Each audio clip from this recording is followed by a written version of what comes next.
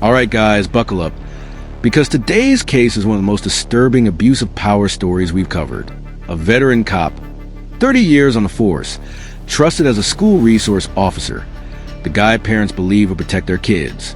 Instead, prosecutors say he spent a decade digging through restricted police databases to secretly search the private lives of 77 people. Most of them women and girls. Many of them students he was supposed to protect. 13 felony counts. A guilty plea to 3. And a judge who opens by telling him exactly what he destroyed. This is the sentencing hearing that exposed just how deep this betrayal went. And by the end, 3 victims would change everything the judge thought he knew about this man. Let's get into it. Counts 1 through 3, unauthorized use of property/computer system. Those are all felonies of the 5th degree. On behalf of the state. Thank you, Your Honor. Good morning, and may it please the court and opposing counsel. We are in receipt of the pre-sentence report. We are also in receipt of the defense sentencing memorandum, which we have reviewed.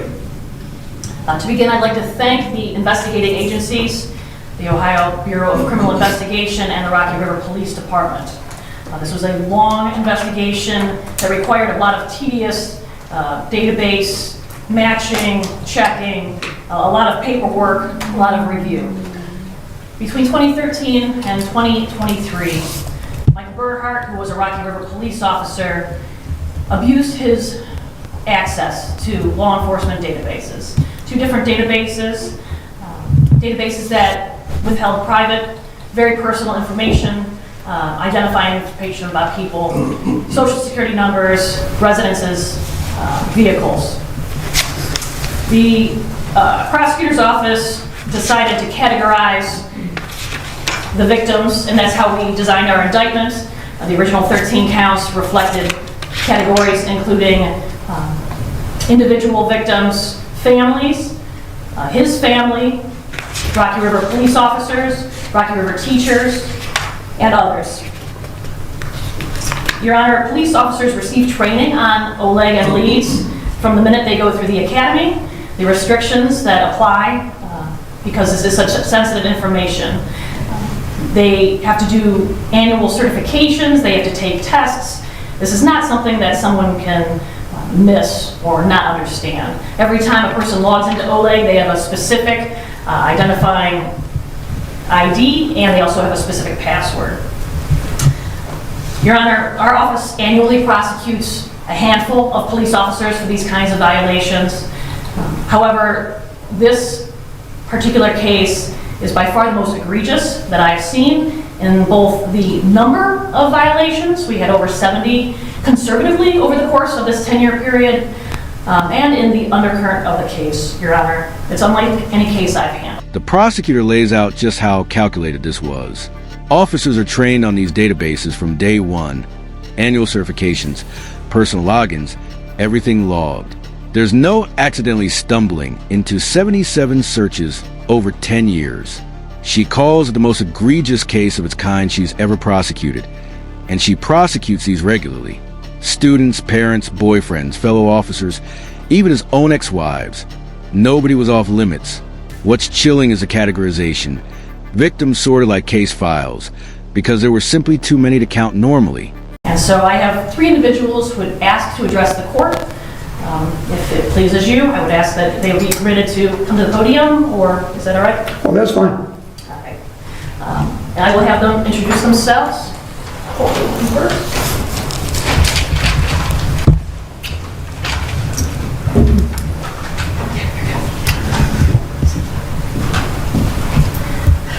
Good morning. Good morning. This is new technology, by the way, and it's really not very Fantastic. conducive to courtroom statements. But go ahead. Say your name for the record, please. I'm Courtney Steppen. Good morning. A student at Rocky River High School in the early 2000s. I graduated in 2004. Go ahead. Thank you for hearing my statement. I remember the first time I met Michael Bernhardt at the Rocky River Public Library when I was about 14. We became fast friends, and I was flattered that a police officer like Michael wanted to be my friend. I was not popular, lacked friends. I was in the chess club. His attention made me feel seen and special. As our friendship progressed, I spent more time with him while he was on duty, even shadowing him on a work day through school. It was a fun day. We drove around, sped around, flirted, and in the future he would look up my friends and their boyfriends, teachers, and even families of my bullies to give me the tea on all their drama. He was always there to help me with my hellion siblings, covering for them and keeping them out of trouble. When I got my own car, it became easier to spend time with him, and our relationship turned physical when I was 16.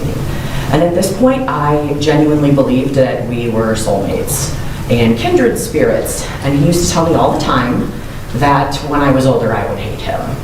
And after his first wife discovered some phone records and confronted us, Michael disappeared from my life for a while, and I was devastated. In my brokenness and confusion about my future, I decided to join the military. Coming from Rocky River, where going to college was the norm, and having no real military experience in my family, this was a drastic step. Though I had hoped running away to the military would break the bond I had with him, it did not. Michael came back into my life immediately when I got out and moved back home, and I continued to see him even early into my adulthood. He always seemed to know where I was and would frequently show up around my friends and family's homes and my jobs. When I learned he would be the new resource officer, a deep down fear told me that he would be finding young girls there. But to my greatest shame, I did nothing. Then the story broke about him and this newer young girl from Rocky River High School. And everything kind of hit at once. I knew I had to do something and had to atone for my silence for so long. And it scares me and fills me with guilt to know what my inaction may have led to. The impact Michael has had on my life is too vast to convey in a single statement. To sum it up, he robbed me of so many experiences I should have had organically growing up. I would have never joined the military, never saw the things I saw or did the things I did at war if it wasn't for him. I probably would have done the regular path, gone to college, had children, but now I realize that I was always so afraid to have kids because of the monsters I saw in the world, monsters that he helped me see early. I am consumed with guilt because I didn't come forward even when so many adults who suspected something, other police officers, teachers, librarians, they asked me and I lied. For him. The realization that I am a victim has shattered my world. I hate to hear the word, and I keep on hearing it. I have so many memories with him that are now stained with the knowledge that I was taken advantage of. And now I have nieces who are reaching the age that I was when I met him. And I think about how unprepared they are to make the decisions that I made. And it terrifies me to think he will be back out there free, especially now that he knows that I've come forward and where everyone I know and love lives. But Michael was wrong when he told me that I would hate him when I was older, because I don't hate him, and that's not why I'm here today. I'm here because I know from experience that he cannot help himself. So I've come to ask you to incarcerate him. That's my statement. Thank you very much for coming forward. This is the testimony that changes the entire tone of the hearing. A woman describes meeting him at 14, flattered by attention from a police officer, a friendship that quietly crossed into something else by 16. She talks about running to the military just to escape the pull he had on her life, and how even that didn't work. What hits hardest is her guilt. She suspected he'd target other girls once he became a school resource officer, and she stayed silent. Her closing line says it all. She doesn't hate him. She just knows he can't stop himself.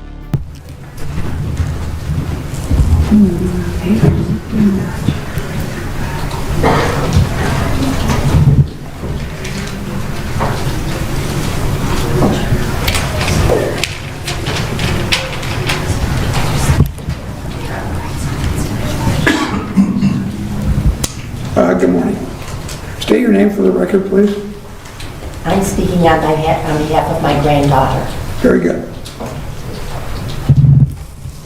I am here to speak about the impact this case has had on my life.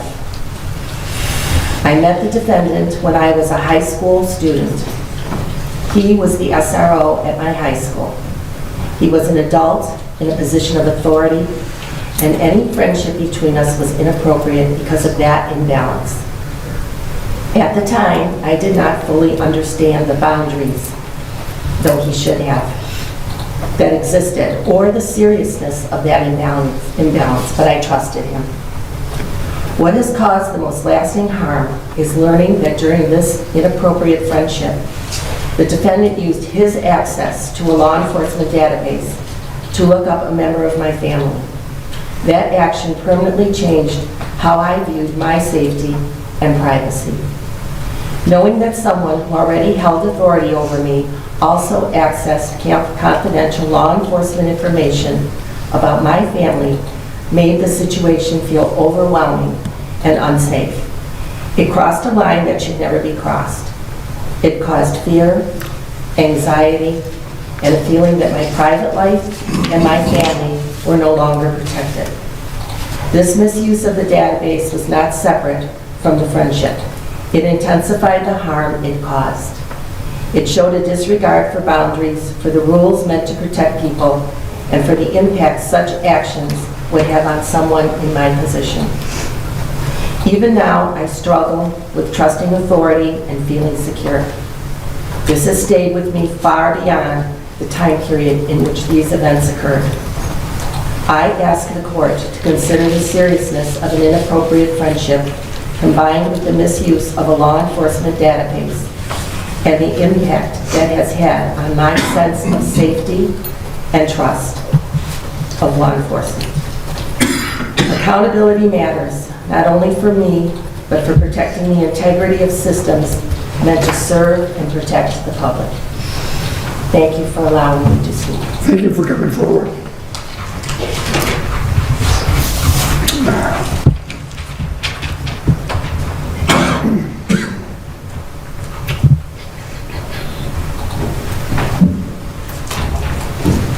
Good morning.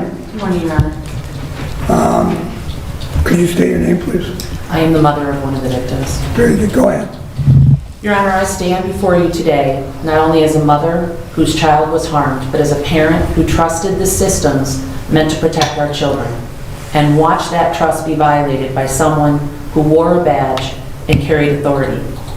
What my daughter experienced did not happen in a vacuum. It happened because Michael Bernhardt, the defendant, believed he was entitled to power he did not earn and to people he should have protected. He misused his position as a police officer and a high school resource officer to gain access, control, and information, not to serve the public, but to serve himself. This case is simply not about database violations. It's about the abuse of authority. It is about predatory behavior hidden behind a uniform in the walls of a high school. The toll this has taken on my daughter is profound and lifelong. Before this happened, she was confident, trusting, and secure in the belief that adults, especially law enforcement, were safe. That belief is gone. She will never trust in the same way again. Every interaction with authority now carries fear, doubt, and second-guessing that no young woman should have to carry. She's suffered anxiety, loss of safety, and betrayal. She has had to reconcile the impossible, that someone whose job it was to protect students instead used his power to violate them. That kind of harm does not fade with time. It settles deep and changes who you are. This has devastated our entire family. My husband and I lie awake at night wondering how we did not see this sooner, how we could have ever protected our child from someone who had access, training, and credibility backed by the very system that we trusted. Our home was once a place of ease and certainty. Now it is a place of vigilance. My father was a police officer, Your Honor. I was raised to believe in the duty, honor, and accountability. Law enforcement is not just a job to our family, it's a sacred responsibility. They take an oath. Officers are granted extraordinary access and authority because the public trusts them to use it lawfully and ethically. When someone betrays that duty, it harms not just one person, but the integrity of the entire system. What makes this especially painful is that this defendant has shown no remorse to our family. Michael Bernhardt believes he did nothing wrong. He believes he is above the law. Even after his actions were exposed, he confronted his victim, showed up at my place of employment where he knew he would see me and my family. That was not an accident. That was intimidation. That was control. That was another reminder that boundaries do not apply to him. We also learned after the fact that this was not the first time. Discovering that he had engaged in similar conduct with another high school student years earlier was shocking and devastating. It confirmed our worst fear. This was not a mistake. This was not poor judgment, not a one-time lapse. This was a pattern. This is why he so desperately wanted to be a school resource officer. Predators rely on silence, they rely on authority, they rely on people believing that nothing will happen to them. Michael Bernhardt will not stop unless there are real consequences for his actions. Accountability matters, not just for my daughter, but for every student, every family, and every community member who deserves to trust the people sworn to protect them. And yet, Your Honor, I want the court and everyone in here to hear this too. My beautiful daughter is strong. She is resilient, she is courageous beyond her years. She spoke up, she told the truth, she refused to be silenced. We are a strong family. We will not allow his actions to define our daughter or diminish the incredible young woman she is. We are immeasurably proud of her strength, her character, and her determination to move forward, even when the cost has been so very high for her. But strength should not be mistaken for lack of harm. The damage is real, the trauma is real, and justice matters. I'm respectfully asking you, the court, to impose a sentence that includes jail time. I believe incarceration is necessary in order to hold him fully accountable for abusing his position of authority and to make clear that his behavior will not be tolerated. Jail time is not about revenge for us. It really is about responsibility, consequences, and protecting others from similar harm. Without meaningful consequences, the damage he caused continues, and the message sent is that victims must carry the burden while offenders walk free. The mother's statement is where this stops sounding like a database case and starts sounding like something far darker. She calls it predatory behavior hidden behind a uniform and reveals the gut punch. This was his first time doing this to a student. They only learn about an earlier situation after fact. That's the moment this shifts from misconduct to pattern. She stands there and asks the court directly for jail time. Not for revenge, but because without real consequences, she says, the victim's carried away while he simply walks away. As she just said, while a lot of the crimes that we see in our courts are about one bad decision, one loss of a temper that crossed the line, this was a course of conduct, Your Honor. This was going on over years and years. This was an abuse of his authority and his access. And, Your Honor, I handle white-collar crimes and non-violent crimes, and I know we're talking about a non-violent crime technically here. But the impact, as you've heard, on these victims and the other dozens of victims who I've been in contact with is profound.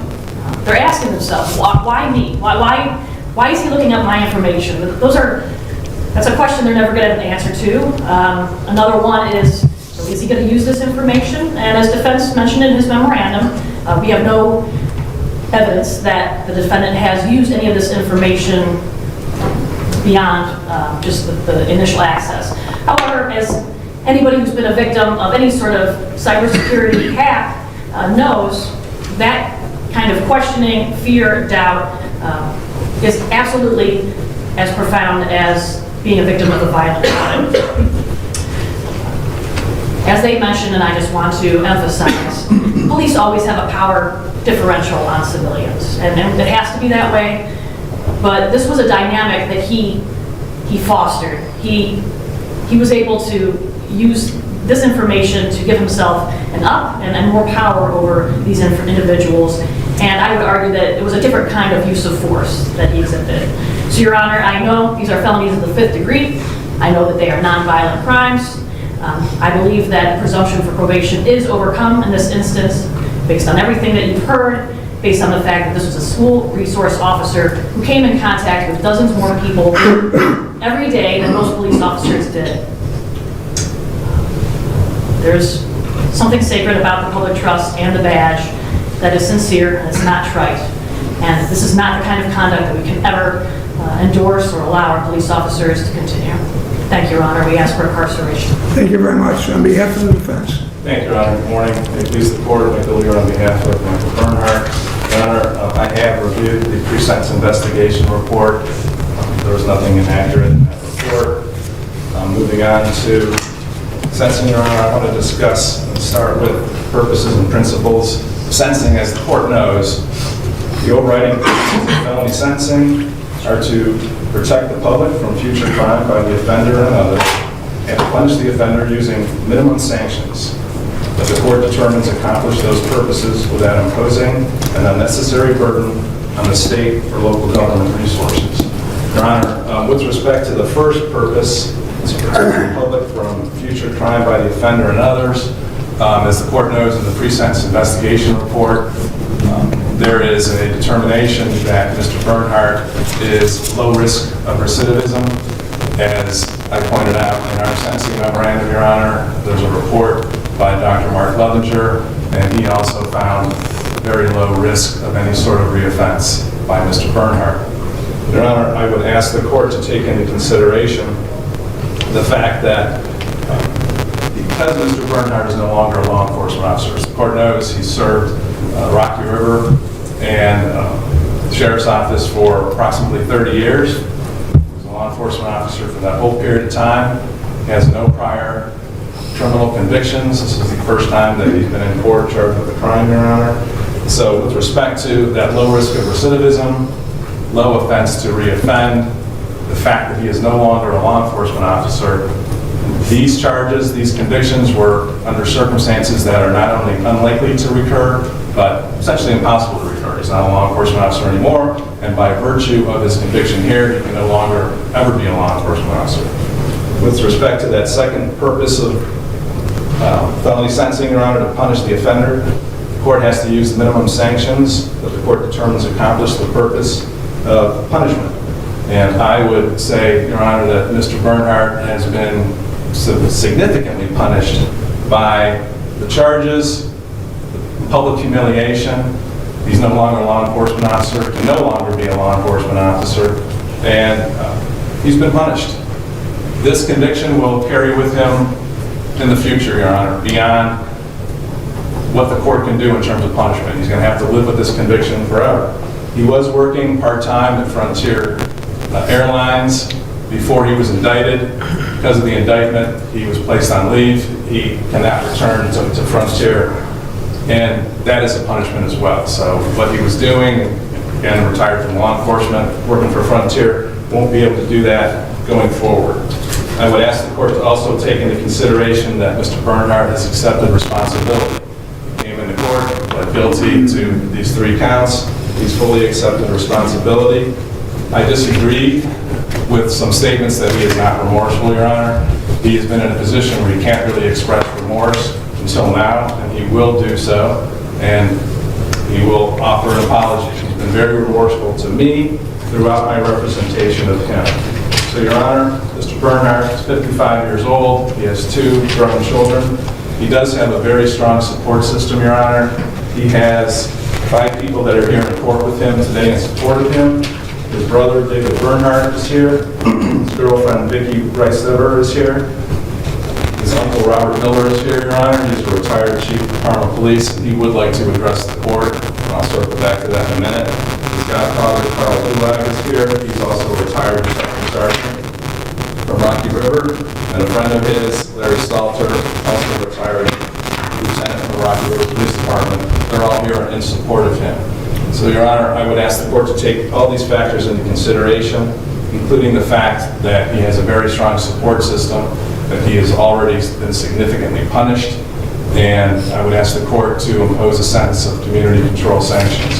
Your Honor, as I indicated, Robert Miller would like to speak to the court. He will be brief. He did write a letter, and I did want to incorporate, and I don't want to repeat everything that's in my sentencing memorandum, but that strong support system is also exhibited by the letters that were attached to that sentencing memorandum.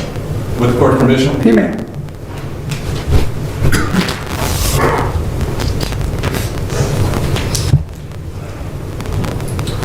Good morning, Your Honor. Good morning. My name is Robert Miller. I am Michael's uncle.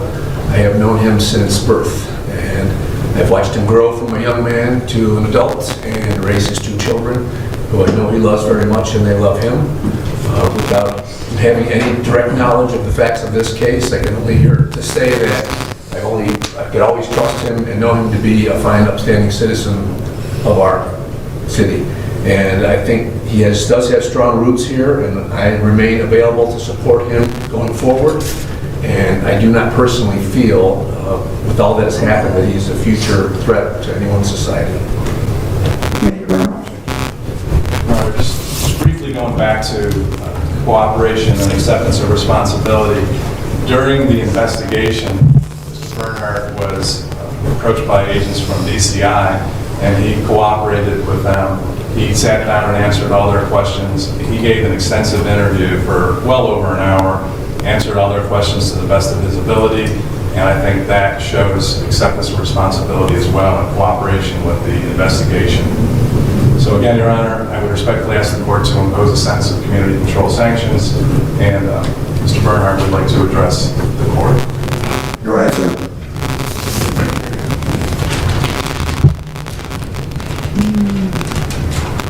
Thank you, Your Honor.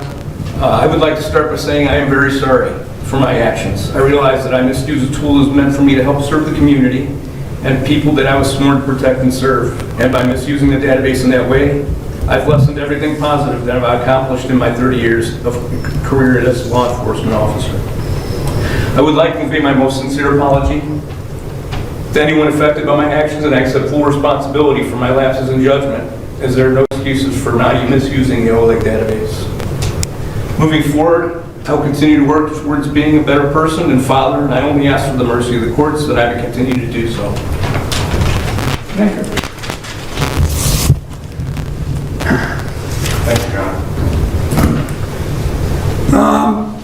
This is very problematic because you used your position for unlawful reasons, obviously, but your statement of contrition rings hollow. In the pre-sentence investigative report, they asked you for your version of what happened, and you said you did not do anything that other officers were not doing. In other words, abusing the computer system to gain access to people's personal information. That, to me, does not sound like you regret what you did. To say other people did it makes it sound like some sort of justification or minimizing the impact that this may have caused. And that jumped out at me. And I don't know what you were thinking. In fact, I watched your body expression while these victim impact statements were given, and you almost seemed annoyed. That was my reaction. Maybe I read you wrong, but you certainly seemed annoyed. And those victim impact statements, especially the last one, is probably the most moving statement I've heard in 31 years on the bench. And I've heard a lot, and a lot of bad cases. But it was extremely well thought out, coherent, and meaningful and impactful. So for that reason, I thank all of you for coming in here. You know, to everybody in law enforcement, you think, well, it's no big deal. You know, we get jaded working this system because we see so many bad things every day. We see murders, we see rapes, we see felonious assaults. But this is not, as the prosecutor said, a victimless crime. It's real and it's hurtful. One, they think somehow they brought it on, and two, they don't know exactly what you were learning about their private lives. You were basically a voyeur. And you come in here and you have officers who wrote letters of support, and I understand that, but they didn't really know the real you. You basically were living two lives. You were the nice resource officer at the high school, making friends with the students, but you were doing it for nefarious reasons. I don't understand why you did it. You know, you're going after the students, but you're also going after other people, fellow officers, your ex-wife's family members. It just didn't end there. So yes, I don't buy your total admission of atonement, and certainly I think the public deserves punishment. They deserve the right to know that you had suffered just like they have suffered. I wasn't going to give you any prison time, but in light of what the impact statements have done, I believe it's justified. So you're gonna go, I can't put you in county jail because you worked there. You know, you'll be in the penthouse if I were to give you local time. I'm gonna give you LCI 6 months each count. I'll consider judicial shock at the appropriate time. However, you deserve to be behind bars for some period of time, just like these victims' lives have been affected. Sheriff to transport. You'll also have upon your release a discretionary period of 2 years post-release control. Post-release control could involve restrictions on your activities. If you were to violate those, you could be returned to prison for up to 1/2 of your original sentence. All right, guys, this is the moment everyone's been waiting for, the judge's response. And he does not hold back. He tells the defendant flat out that his apology rings hollow, that he watched his body language during the victim's statements, and it looked like annoyance, not remorse. He says in 31 years on the bench, this is one of the most moving set of impact statements he's ever heard. And for that reason alone, a man he wasn't planning to send to prison gets 6 months on each count. But here's the twist nobody saw coming. 8 days after starting his sentence, his attorney files for early release, and the same judge who called his remorse hollow lets him out after just 20 days. So the real question isn't whether he deserved prison. It's what 20 days actually means to the women who've carried this for years. If there's a case you want us to break down next, drop it in the comments below. And if you're new here, make sure to like this video and subscribe to the channel. We'll see you in the next one.